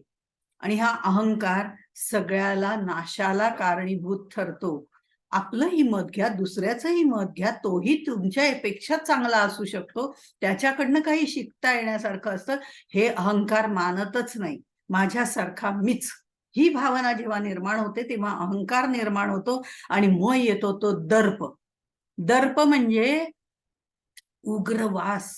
आपल्याला उग्रवास सहनच होत नाही हे आपल्याला माहिती आहे. हा जो दर्प आहे हा आता आणखीन वाईट. आणि तो कसा वाईट की माझ्यासारखी मीच ह्याच्याही पुढे जाते आणि मी म्हणते अहो मीच, बाकी सगळे मूर्ख, बाकी सगळे शून्य, त्यांना काही करता येत नाही, त्यांना काही समजतच नाही, त्यांना काही येतच नाही, त्यांना काही कळतच नाही, हे वाढत जातं. हा दर्प. आणि हे मी म्हणताना ज्या वेळेला मी बोलत जाते, मी माझी स्तुती करते, अहंता मी माझं वर्णन करते, मग अहंकारामध्ये माझं रूपांतर होतं की माझ्यासारखी मीच आहे. आणि अहंकारातून जेव्हा मी दर्पामध्ये जाते तेव्हा लोक मला टाळायला लागतात. लोक का टाळायला लागतात? कारण ते म्हणतात आली बाई, आता ही हिचंच पुराण चालू करणार, दुसऱ्याचं काही ऐकणार नाही आणि आपल्या सगळ्यांना तुच्छ मानायला सुरुवात करणार. हे पण जगातली कोणतीही गोष्ट तुच्छ नसते असंही संतांनी सांगितलंय. तेही हळूहळू आपल्याला पुढे समजायला लागतं, पण आधी ही मूर्ख लक्षणं महत्वाची आहेत. म्हणून आपुली आपण करी स्तुती यांनी अहम अहंता अहंकार दर्प वाढत जातो. म्हणून आत्मस्तुती म्हणजे आत्महत्या असं महाभारतामध्ये म्हटलेलं आहे. स्वतःमध्ये तर काही गुण नसतातच, आपल्यामध्ये गुणांपेक्षा अवगुणच जास्त असतात, पण ते आपण मान्य करत नाही. हे आपण मगाशी बघितलं. आणि ते नसताना सुद्धा आमचा अहंकार वाढत जातो आणि तो अहंकार वाढता वाढता आम्ही हळूहळू आपली स्तुती करून आत्महत्यारा बनतो. त्यावेळेला आपण आपलं अंतिम उद्दिष्ट साध्य करू शकत नाही, कारण लोक आपल्याला टाळायला सुरुवात करतात की हा आलं की ह्यांचंच पुराण चालू होतं अशा तऱ्हेने. म्हणून आपुली आपण करी स्तुती तो एक मूर्ख असं समर्थांनी म्हटलेलं आहे. आणि ते म्हणताना स्वदेशी भोगी आपत्ती, कारण जर कोणी तुमच्या बरोबर येणारच नसेल तर तुम्ही एकटेच राहाल. आणि आपण जर एकटेच राहणार असू तर एकांत वेगळं आणि एकटेपण वेगळं. म्हणून समाजात वावरणं आवश्यक आहे, पण समाजात वावरताना सुद्धा आपल्यातले गुण, आपली आत्मस्तुती करू नये. उलट वडिलांची कीर्ती सुद्धा सांगू नये, कारण आपल्यातल्या गुणांवरती आपल्याला इथून तरुण जायचंय. वडिलांचे गुण इथे उपयोगी पडत नाहीत. काही वर्षाकरता उपयोगी पडतील, काही वेळा उपयोगी पडतील. थोडीफार ओळख सांगणं वेगळं आहे, पण त्याचा जेव्हा अतिरेक होतो, कुठल्याही गोष्टीचा अतिरेक करणं हाच मूर्खपणा आहे. ज्या वेळेला वडिलांची कीर्ती आपण सांगतो, ते असे होते, ते तसे होते, ते दशग्रंथी होते, ते अमक्या अमक्या पोस्टवरती होते, आत्ताच्या काळाप्रमाणे, त्या काळाप्रमाणे ते दशग्रंथी होते, ते विद्वान होते, त्यांना आत्मज्ञान झालं होतं. अरे पण तुला काय? तुला काहीच झालेलं नाही. आत्मज्ञान तर दूरच सोडून जा, पण तुझा मी माझेपण संपत नाहीये, अहंकार संपत नाहीये. मग तू त्यांची स्तुती करून काय उपयोग? त्यांची स्तुती करण्यापेक्षा त्यांचे गुण आपल्यामध्ये उतरवता येत आहेत की नाही हे बघणं महत्वाचं आहे. जसं शिवाजी महाराज असे होते, शिवाजी महाराज तसे होते, पण त्या शिवाजी महाराजांचे किती गुण तुमच्यात उतरलेत हे पाहणं महत्वाचं आहे. त्यातला एकही गुण आमच्यामध्ये उतरत नाही.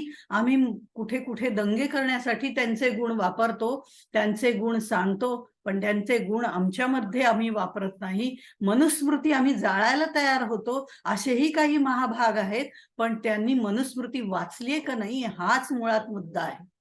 ती वाचली आणि त्याचा विवेकपूर्ण विचार करण्याची बुद्धी त्यांच्याकडे आहे, पण विद्या विवादाय धनम मदाय अशी ज्यांची स्थिती आहे त्यांचा काहीही उपयोग नाही. ते एक मूर्ख. मग आपली ती स्थिती तशी होऊ नये म्हणून वडिलांची कीर्ती सांगे. आणि विपत्ती मात्र या जगातही भोगतो, कारण वडिलांची कीर्ती ते तसे होते, ते तसे होते, हे असे होते सांगून किती दिवस तुम्ही तग काढणार?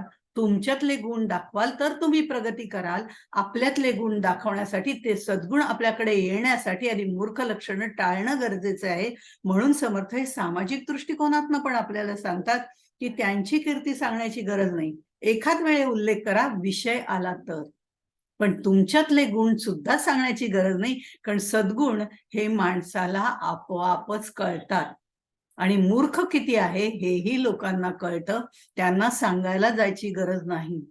पण आजकाल जरासं काही केलं की मी असं केलं, मी तसं केलं, मी तसं केलं असं सगळ्या व्हॉट्सअपवरती टाकून आपली स्तुती करणारे हे सुद्धा आत्महत्यारेच आहेत असं म्हणायला हरकत नाही.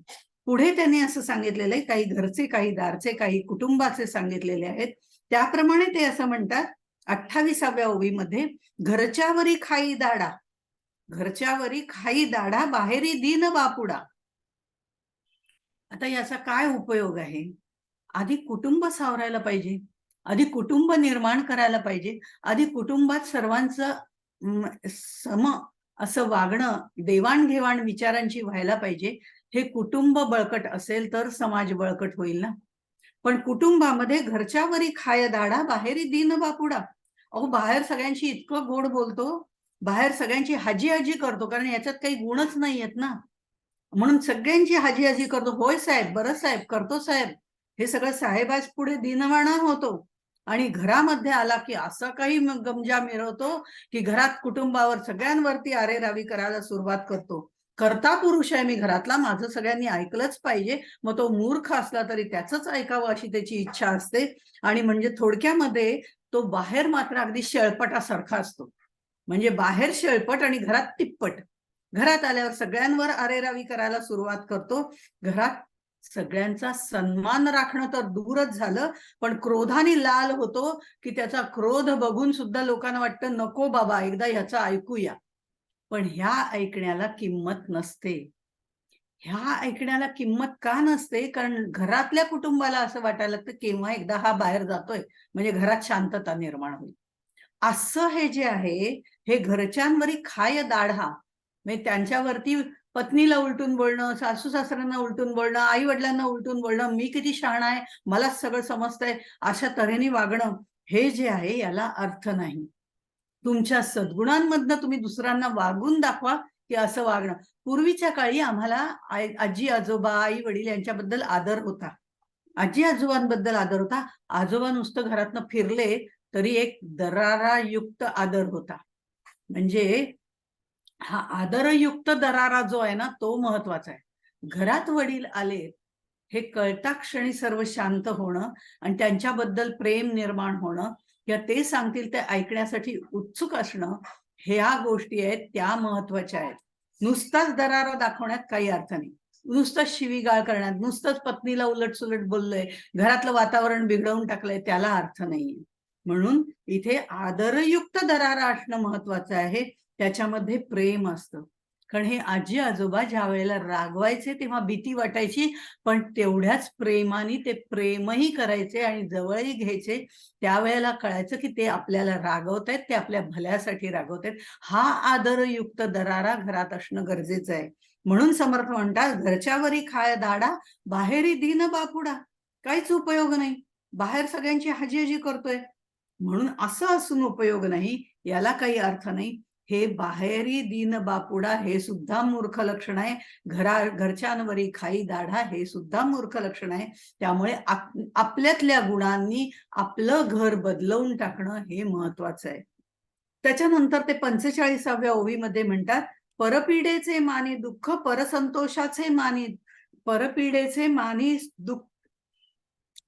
सुख, परपीडेचे मानी सुख, परसंतोषाचे मानी दुःख. आता दुसऱ्यावर उपकार करणं, दुसऱ्याला सहकार करणं हे पुण्य आहे. सहकार्य करणं चांगल्या गोष्टींसाठी, चांगल्या गोष्टींसाठी सहकार्य करणं, चांगल्या गोष्टींसाठी दुसऱ्यावर उपकार करणं. कारण उपकार सुद्धा कोणावर करायचं हे महत्वाचं आहे.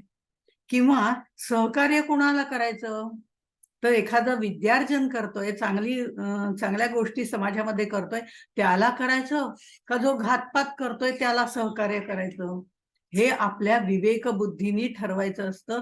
हा विवेक विचार सुद्धा तेवढाच महत्वाचा आहे. साधन चतुष्टयामधला नित्यानित्य विचार आपण बघतोय, त्यातला हा अनित्य विचार आहे. त्यामुळे उपकार कोणावर करायचा, सहकार्य कोणाला करायचं, हे सुद्धा आपल्या विवेक बुद्धीने ठरवायचं असतं. जी बुद्धी हे वरदान मिळालेलं आहे. आता दुसऱ्याला पीडा करणं हे पाप आहे आणि दुसऱ्यावर उपकार करणं, सहकार्य करणं हे पुण्य आहे. हे पाप पुण्य आहे, हे नक्की आहे. पण काही जणांना दुसऱ्याला पीडा देणंच मान्य असतं, दुसऱ्याला त्रास द्यायलाच आवडत असतं. असे अनेक लोक या जगामध्ये आहेत. दुसऱ्याच्या दुःखात आणखीन एक महत्वाची गोष्ट आहे की दुसऱ्याच्या दुःखामध्ये सहभागी होणं सहज सोपं असतं बरं का.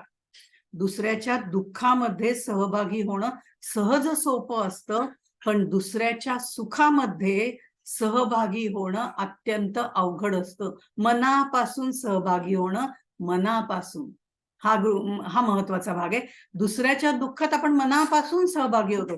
खरंच वाईट झालं, अमकं झालं, कारण ते वाईट झालेलं असतं ना. आता याचं कसं होणार, ही काळजी आपल्याला नुसतीच आपण करतो, प्रत्यक्ष उपयोगी पडतो असं नाही. पण दुसऱ्याच्या दुःखात सहभागी होणं सहज शक्य असतं, कारण तिथे वाईट घडलेलं असतं. मनुष्याची वृत्ती आहे ही. काही ठिकाणी मूर्ख लक्षणाप्रमाणे सांगते, ही वृत्ती आहे. त्या दुःखामध्ये सहभाग, पण आनंदामध्ये आपण सहभागी होऊ शकत नाही, तितक्या मनापासून होत नाही. लग्नाला जायचं, लग्न उत्तम ठरलेलं आहे, अहो काय विचारू नका, इतका सुंदर नवरा मिळालेला आहे आणि त्याला बायको तर इतकी सुंदर मिळालेली आहे, दिसायला सुंदर आहेत, अगदी लक्ष्मी सारखी उभी होती, पण त्याच्यात आम्ही आनंदी होच असं नाही. न व्हायला काय झालं, तिच्याशी लग्न केलं म्हणजे काय, तेवढा पैसा आलाय बरोबर, हे आमच्या डोक्यात असतं. हे मनापासून त्याच्यात सहभागी होणं नाही. जेवण वगैरे उत्तम आहे, यांना काय कमी आहे, असा हा जो पुढचा भाग आहे ना, ते मनापासून नाही. दुसऱ्याच्या सुखात मनापासून आनंद लुटणं, की त्याला आनंद झालाय, त्याचा आनंद तोच माझा आनंद आहे, फक्त संतच करू शकतात. आणि म्हणून सदा संगती सज्जनांची धरावी, असं समर्थ म्हणतात. ते यासाठी ही मूर्ख लक्षणं गेल्यानंतर दुसऱ्याच्या सुखात सहभागी व्हा. हे वाक्य सोपं आहे, आम्ही होतोच सहभागी असं आम्हाला वाटतं. पण जर सखोल विचार केला तर काही वेळेला हेही विचार आजूबाजूला आपल्याला ऐकायला येतात. ते विचार दूर करणं म्हणजे मूर्खपणाचं लक्षण सोडून देणं आहे. हे त्यागार्थ मूर्ख लक्षण. दुःखात सहभागी होऊ शकतो, पण सुखात सहभागी होणं अवघड आहे. हे ह्यासाठी आणि ते संतच होऊ शकतात, हेही तितकंच खरं आहे. ते संत आपल्याला व्हायचंय. संत व्हायचंय म्हणजे ती बुद्धी आपल्याला त्यांची घ्यायची आहे, ते विचार त्यांचे आपल्याला घ्यायचेत आणि त्या विचारांप्रमाणे आपल्याला मार्गक्रमण करायचंय. म्हणून मूर्ख लक्षणं त्यागार्थ त्यांनी बोललेली आहे. आणि हे सगळं आपल्याला प्रत्येक गोष्ट सांगताना हा प्रत्येक समास म्हणून बेलसरे म्हणतात, की हा जर आपल्याला साधक व्हायचं असेल, तर आपण मूर्खांचा समास, मूर्ख लक्षणांचा समास रोज वाचला पाहिजे. आपल्याला एक तरी आपल्यामध्ये लक्षण दिसतंच आणि आपण ते कबूल करायला लागतो आणि कबूल केल्याशिवाय आपल्याला त्यात सुधारणा करता येत नाही. साधक व्हायचं असेल तर ती सुधारणा करावी लागते. तेव्हा साधन चतुष्टय पूर्ण करता येतं. म्हणून मूर्खाचा समास हा महत्वाचा आहे. पुढे त्यांनी म्हटलेलं आहे, अक्षरे वाचून गाळी. 70वी ओवी आपण एकदम घेतोय. त्याचं कारण ह्या मधल्या ओव्या ज्या आहेत या याच पद्धतीने आहेत. त्याचा पूर्ण विचार करा, प्रत्येक शब्दाचा विचार करा.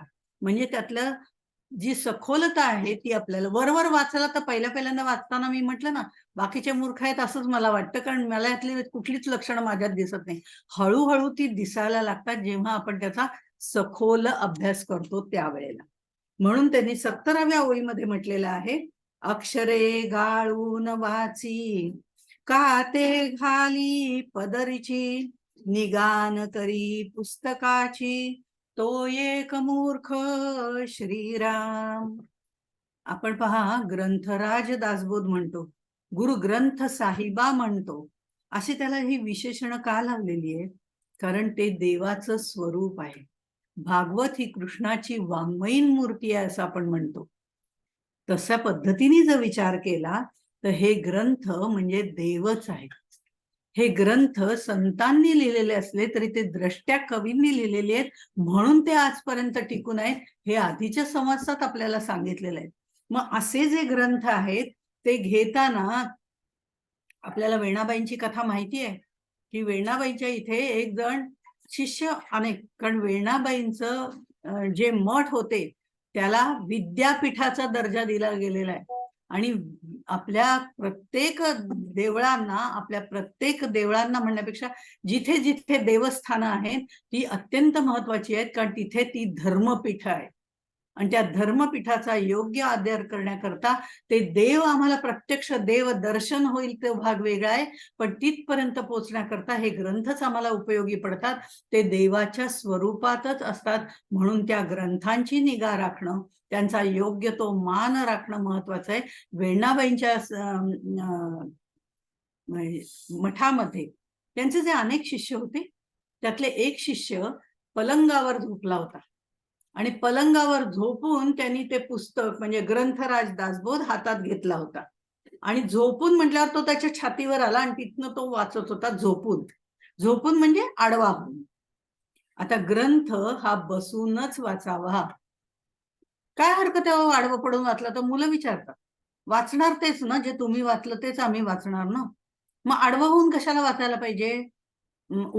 बसूनच कशाला वाचायला पाहिजे? आम्ही आडवं होऊन वाचलं तरी आम्हाला कळतो. तो कळत नाही आणि वळत तर त्याहून नाही.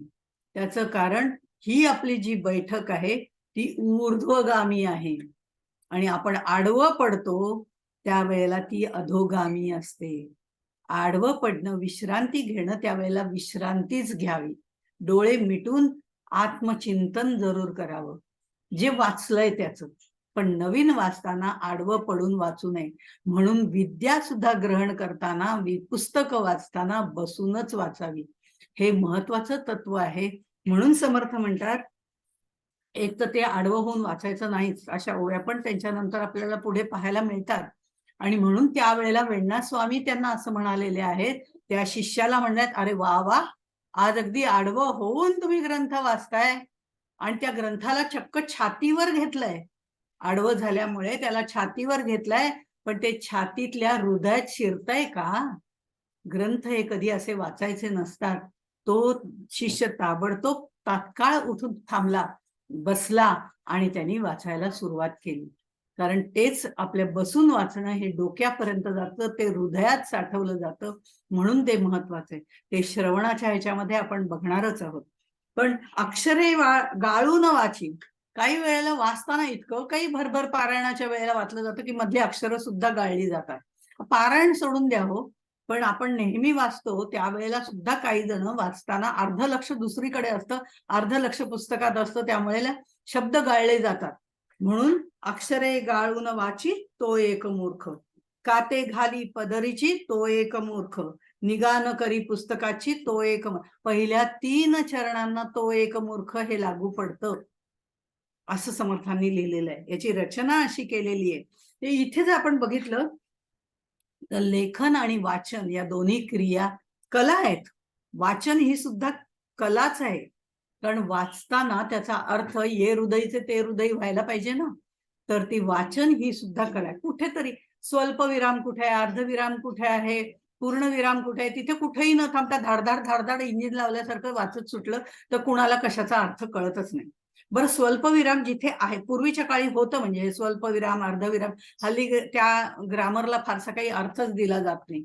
पण तो अर्थ असेल तर वाचणं सोपं आहे आणि ते वाचणं महत्वाचं आहे. आणि म्हणून अक्षरे गाळून वाची असं त्यांनी म्हटलंय. कारण वाचाल म्हणजे व्यवस्थित वाचाल तर वाचाल, हे तर आपल्याला नेहमीच वाक्य आहे. वाचाल तर वाचाल. मुळात वाचन केलं, ही वाचन संस्कृती हल्ली नष्ट व्हायला लागले, ती नष्ट होऊ नये म्हणून समर्थ सांगतात, अक्षरे गाळून वाची तो एक मूर्ख. एक सहज गंमत म्हणून सांगते की माझीच मैत्रीण होती आणि आम्ही असं ठरवलं की ज्ञानेश्वरी वाचूया बुवा. आता ज्ञानेश्वरी वाचूया म्हटल्यानंतर मी म्हटलं ज्ञानेश्वरी वाचायची, त्याचा भयंकर अवघड आहे. ज्ञानेश्वरी दासबोध सोपा आहे असं सगळ्यांना वाटतं. जेवढं खोलात शिराल तेवढा तो अवघड आहे, पण सुरुवातीला तरी तो सोपा वाटतो. ज्ञानेश्वरी त्याच्याहून अवघड आहे. आणि माझी मैत्रीण आणि मी आम्ही म्हटलं दोघींनी की आता आपण ज्ञानेश्वरी वाचायला सुरुवात करूया. थोडाफार अर्थ एकमेकींमध्ये देवाणघेवाण घेऊन करूया. आणि पण पहिल्यांदा एकदा घरनं जरा वाचून या, म्हणजे जरा बरं नाही का. आणि मग माझी एक मैत्रीण आहे, तिने घरी वाचलं, आम्ही वाचलं, सगळ्यांनीच वाचलं. आणि हे वाचन करत असताना मग आम्ही दुपारी वाचायला आणि त्याच्या अर्थावरती चर्चा करायला जमायचं ठरलं होतं. त्याप्रमाणे आम्ही आलो आणि मग ती मला म्हणजे छे छे छे छे छे संध्या, हे ज्ञानेश्वरी वाचण्यात काही अर्थ नाही.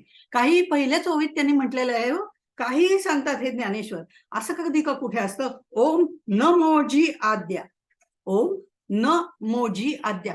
हे काय अजून सुरुवात ग्रंथाला केली नाही, ओव्या मोजायच्या का काय मोजायचं हेच काही कळत नाही. आणि न मोजी, मोजू नकोस असंच सांगतात ते. हे अक्षरे गाळून वाची किंवा कुठेही स्वल्पविराम याचा विचार न करता, शब्द कुठे तोडलाय, शब्द कुठे पूर्ण आहे याचा विचार न करता वाचलेलं. ओम न मोजी आद्या. काहीही मोजू नको. काही मोजायचं नसेल, काही वाचायचं नसेल तर ग्रंथ कशाला लिहिला? अगं पुढच्या नाही नाही म्हणले मी, पुढच्या ओव्या वाचल्याच नाहीत, कारण यालाच काही अर्थ नाहीये.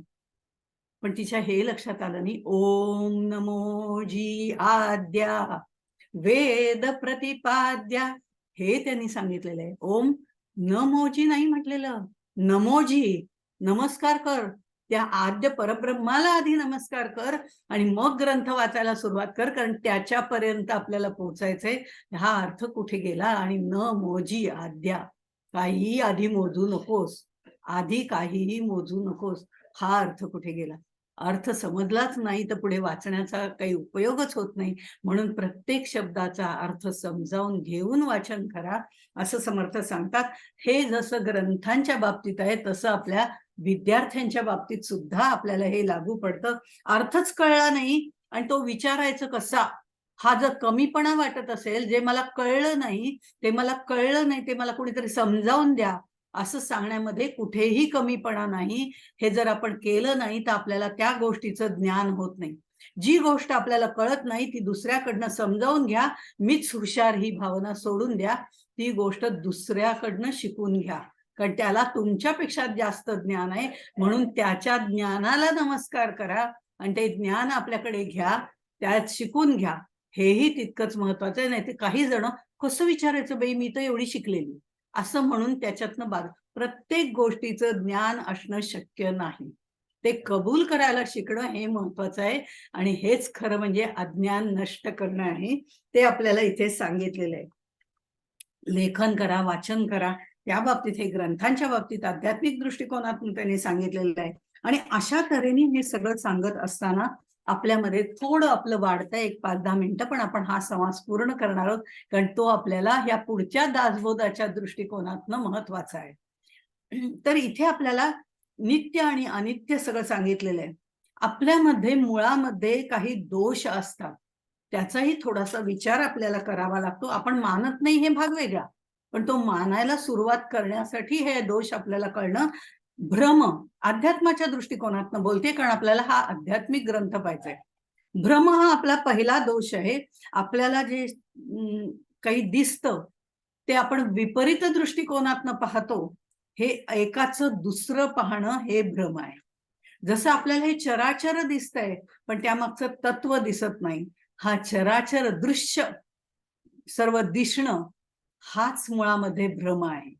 हा भ्रम आपल्याला दूर करायचा आहे, तर आपल्याला तिथपर्यंत जाता येईल. दुसरा जो आहे तो प्रमाद. प्रमाद हा दुसरा दोष आहे. म्हणजे माणूस चुका करतो हे मान्य आहे, हे चुका करणं जे आहे ना तो प्रमाद आहे.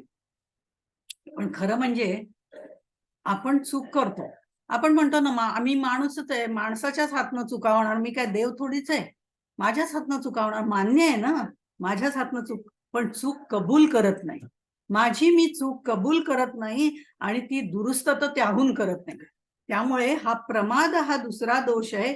चूक करणं, चुका करतो, कबूल करत नाही आणि चूक, आणि त्याच्या पुढचा प्रमाद म्हणजे महत्वाचं काय आहे की तू चूक तर दुरुस्त करत नाही, तीच पुढे रेटून नेतो आणि माझंच कसं खरं ह्याचं समर्थन करत राहतो. तो तिसरा दोष म्हणजे प्रमाद.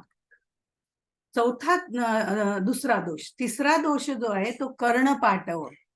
कर्णपाठव हा शब्द म्हणजे खरं म्हणजे एकाचं दुसरं ऐकू येणं, अशा पद्धतीने तो वापरला जातो. म्हणजे बाजारात जाताना जसं गोविंदराव म्हणतात, हा काय बाजारात चाललात वाटतं, तर गोविंदरावांना जरा ऐकू कमी येतं. ते म्हणतात, हो अहो नाही हो, बाजारात चाललोय. दोघे म्हणजे ऐकण्यात थोडी कमतरता येते. हे व्यावहारिक दृष्टिकोनातनं झालं कर्णपाठव, की कुठे चाललात गोविंदराव, बाजारात वाटतं. तर नाही हो, बाजारात चाललोय, आज रविवार आहे ना.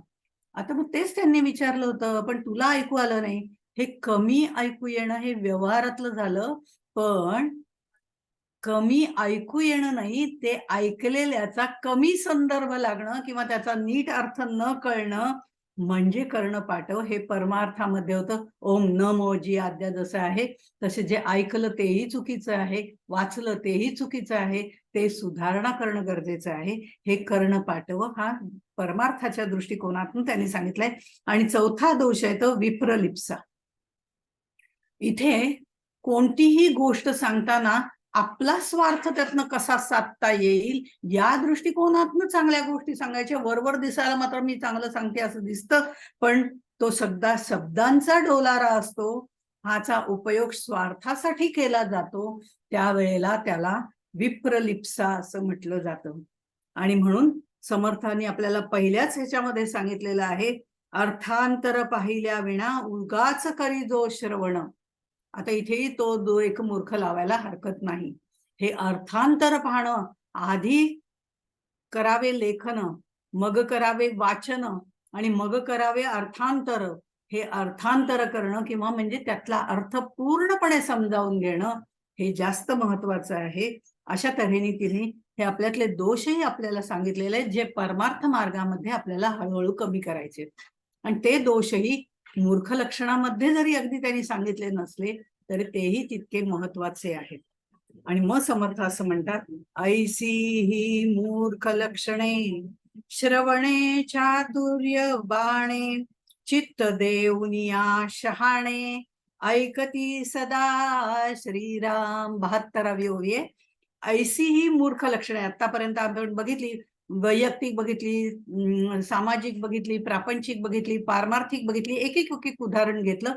पण त्यामागची समर्थांची धारणा काय आहे हे सांगण्यामागची ती महत्वाची आहे. म्हणजे हा समास वाचणं आपल्याला जास्त आवडायला लागेल आणि तो साधकाच्या दृष्टिकोनातनं वाचणं जास्त महत्वाचं आहे. म्हणून चित्त देऊन या शहाणे, मूर्ख ऐकतील असं धरूच नका, कारण ते मान्यच करत नाही.